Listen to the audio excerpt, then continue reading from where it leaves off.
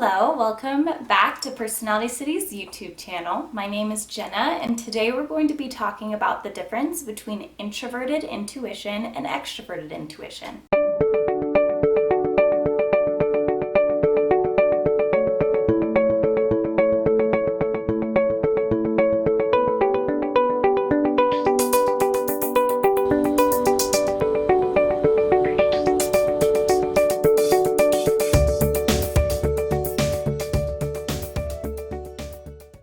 Now, if this is your first time being exposed to the term cognitive functions, then I would suggest that you take a quick second to re-watch the video about an introduction to cognitive functions that I have previously recorded, and that will kind of give you a breakdown about what your cognitive function stack is, depending and based on your Myers-Briggs personality type. So after you have your dominant, auxiliary, tertiary, and inferior cognitive functions within your cognitive function stack, today we're going to be talking about those types with a dominant or an auxiliary function, because those two types are used most often within our everyday lives. So when we're talking about an introverted intuition user, we're talking about 4 personality types, 2 of which have a dominant function of introverted intuition and 2 of which have an auxiliary introverted intuition function. And same with extroverted intuition, we're talking about 4 personality types, 2 of which have dominant extroverted intuition and 2 of which have auxiliary extroverted intuition. So for a quick overview of which 4 types we're talking about for our intuitives today, we're talking about introverted intuitive types, and our 2 types who have dominant introverted intuition are going to be INFJs and INTJs. So these 2 types are dominant introverted intuition users. The 2 types which have auxiliary introverted intuition are going to be ENFJs and ENTJs. Extroverted intuition users, on the other hand, our 2 dominant extroverted intuition users are going to be ENFPs and ENTPs. Our auxiliary extroverted intuition users are going to be INFPs and INTPs. So all 4 of these types are the types that we're talking about when we're talking of an extroverted intuition user. So now let's go into the 10 signs that you might favor introverted intuition and be either an INFJ, INTJ, ENFJ, or ENTJ. Sign number 1, you are driven by inspiration.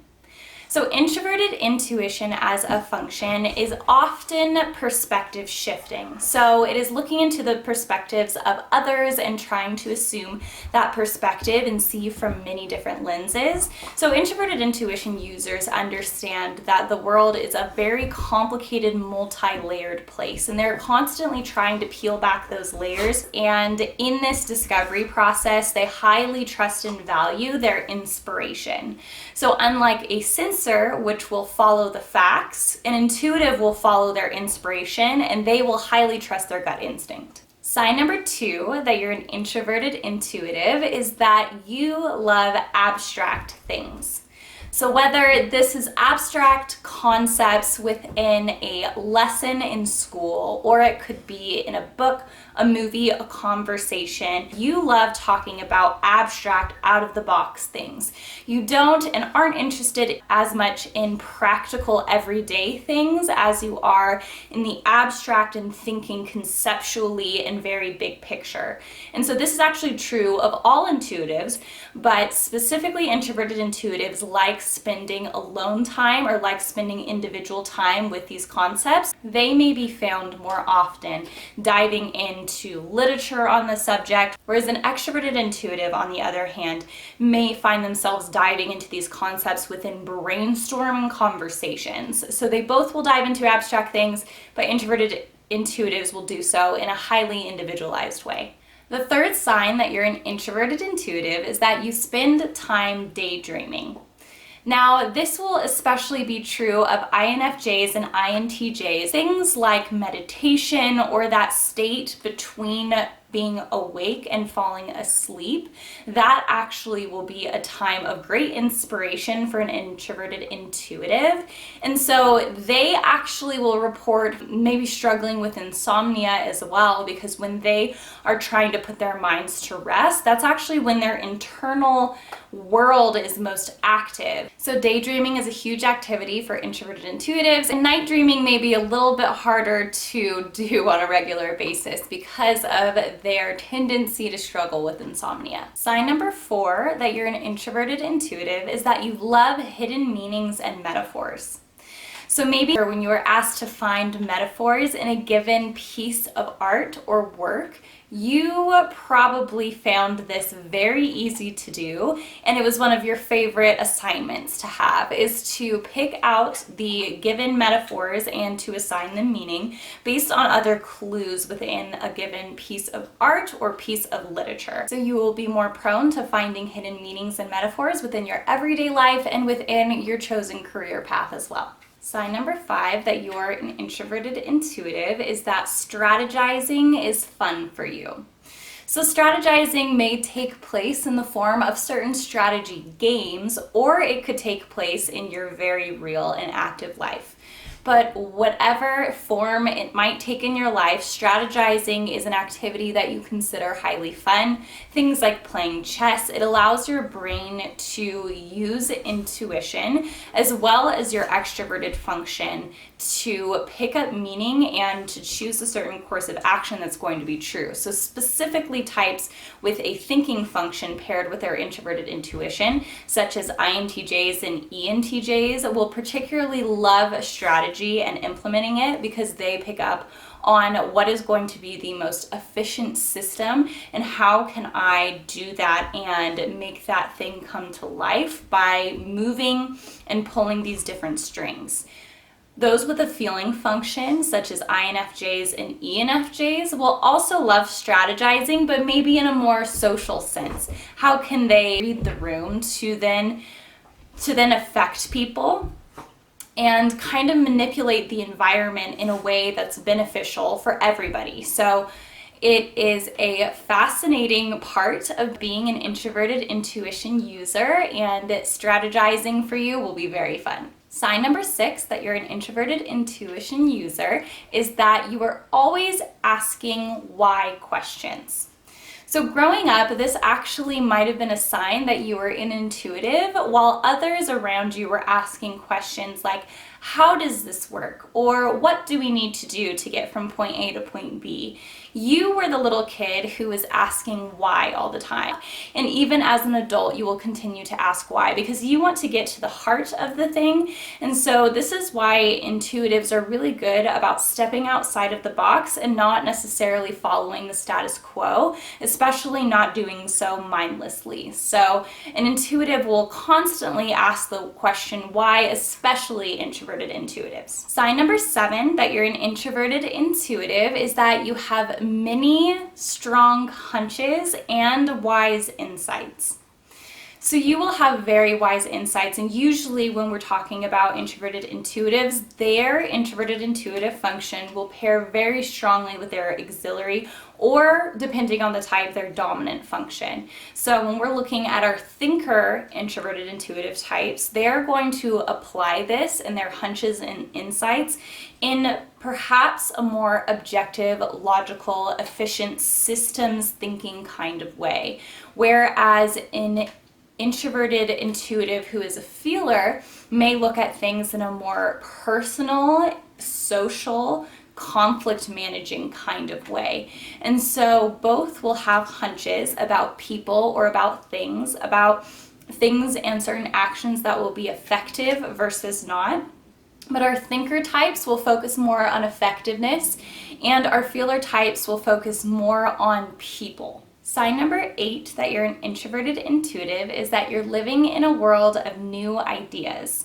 So your brain is constantly working behind the scenes, and introverted intuition is actually one of the 8 cognitive functions that is believed to work on a highly unconscious level. And so it is theorized that introverted intuition is actually one of the newly evolved of all 8 cognitive functions because it is focusing on it is operating on a more unconscious playing field. And so what this means is that you will be taking in input in your physical environment and you will receive new ideas from behind the scenes that you can't necessarily pinpoint where this new idea has come from or the reasons behind it, but you know that there is a good reason for your gut instincts and you learn to trust them. So introverted intuitives of all the Myers-Briggs types can absolutely trust their gut instincts and should learn to do so. Some other types should be wary depending on where introverted intuition may fall within their cognitive function stack. As introverted intuition, that isn't operating as a very strong in a dominant or an auxiliary place within their cognitive function stack, introverted intuition can play a kind of deceptive or not fully developed role, and so gut instincts can be halfway informed depending on what type uses it and what position in their cognitive function stack. Sign number 9 that you're an introverted intuitive is that you may have trouble focusing. So because your mind is doing so much internally and so much behind the scenes, you're actually going to be in this world of new ideas, abstract concepts, and daydreaming very often.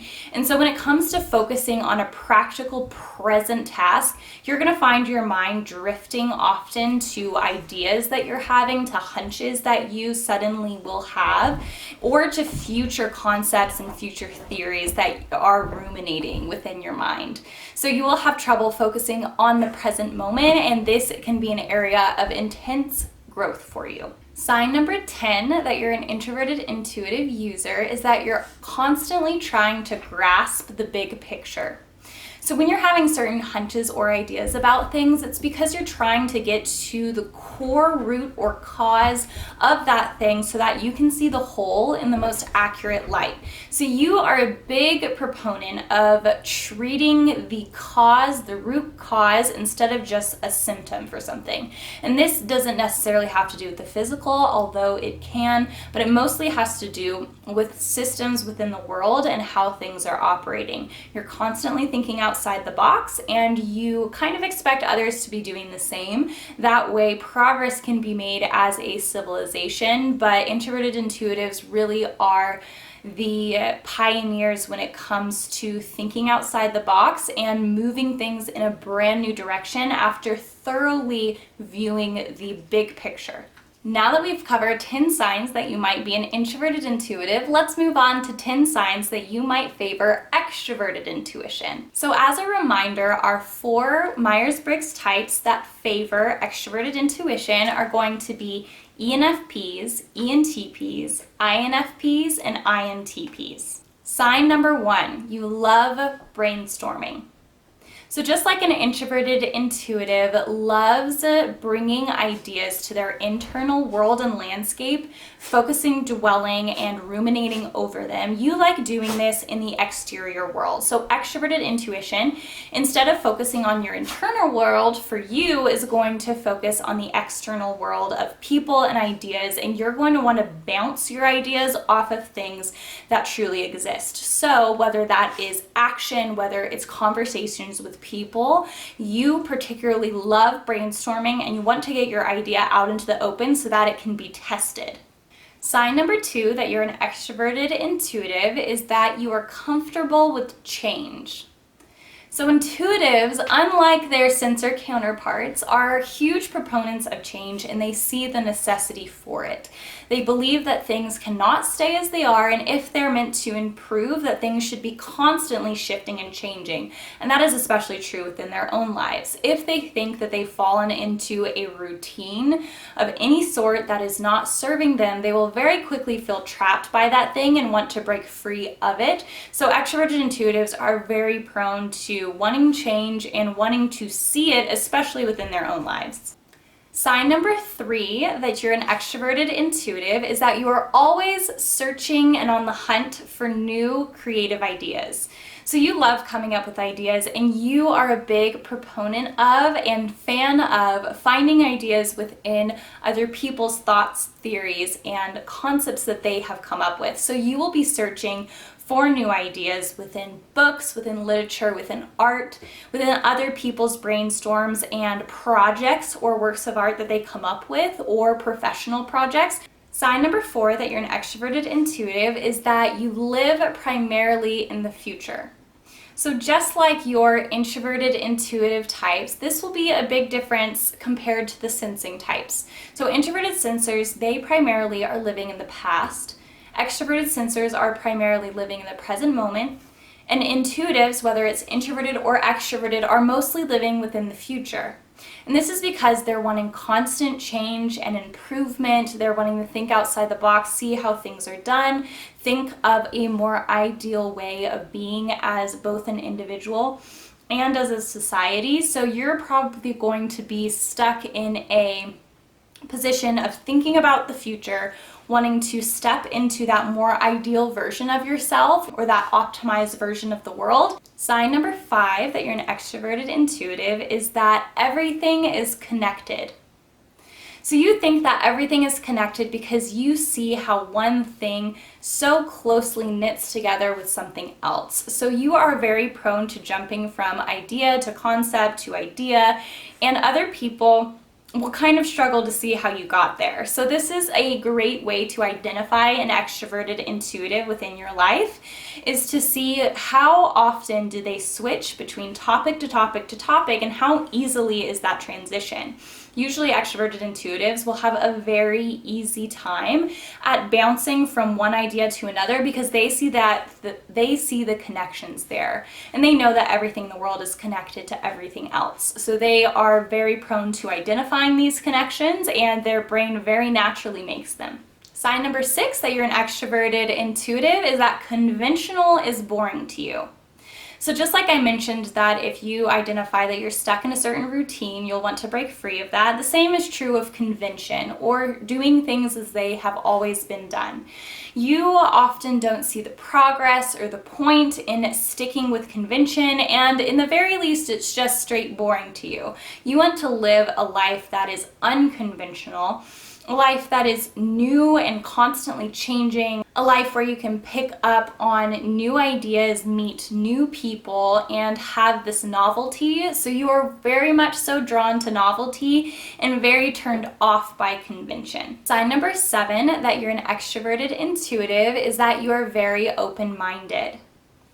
So you see that your own belief structure is formed by a variety of causes, whether it's how you were raised, what you were taught, certain materials that you have come across, and you know that other people's opinions and belief structures are also formed by all of these inputs. So because of your big picture thinking tendency, this allows you to be very open-minded and extremely open and tolerant and supportive of other people's beliefs. Sign number 8 that you're an extroverted intuitive is that you are very scattered.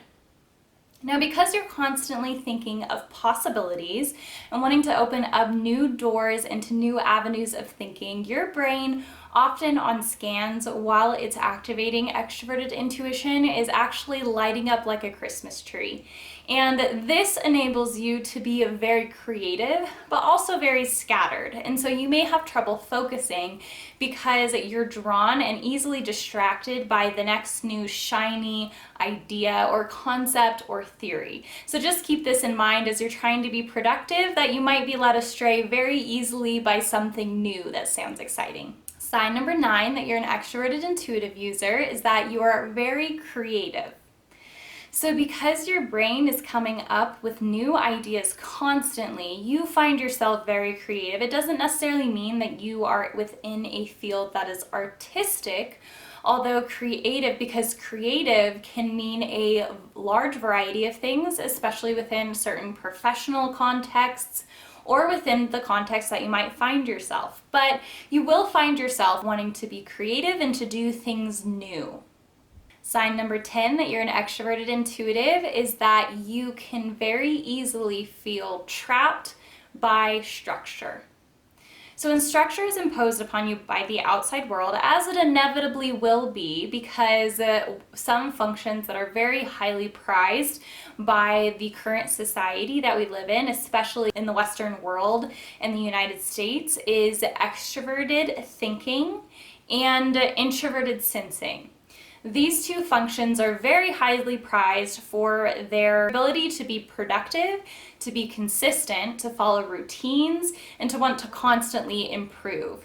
So the world specifically is very catered to types such as ESTJs, where they can climb the corporate ladder and honor both tradition and value while doing so effectively and efficiently and productively. So those functions are very well rewarded within our current society, although brainstorming, innovation, and out-of-the-box thinking is highly needed, especially to deal with current issues that our country and world faces today. Usually you'll find as you lean into certain feeling functions or intuitive functions that the world isn't necessarily catered to it. And so one such thing that you may identify as being an extroverted intuitive is when structure is imposed upon you, you will find a big temptation to rebel from that. So know that rebelling is good in certain situations and contexts, but it can also be harmful and destructive in others. So just do so wisely and seek counsel whenever you want to really shake up the system. So those are all 10 signs that you might be an extroverted intuitive or 10 signs that you might be an introverted intuitive. Hopefully this made the difference a little bit more clear between the two. Mostly you want to identify where you do most of your brainstorming. Is it internal through means that focus on your inner world, or is it external using other people to bounce your ideas off of? So the two types will be either perspective shifting or explorative in nature, and hopefully this video was a little bit revealing about where you might fall on the introverted versus extroverted intuition line. I hope that it was. If you liked this video, remember to give it a thumbs up, and if you want to find other personality related content having to do with the Myers-Briggs or Enneagram personality systems, please do remember to subscribe to this channel and to comment down below what you thought of this video. Thank you again so much for watching, and I will catch you on the next one.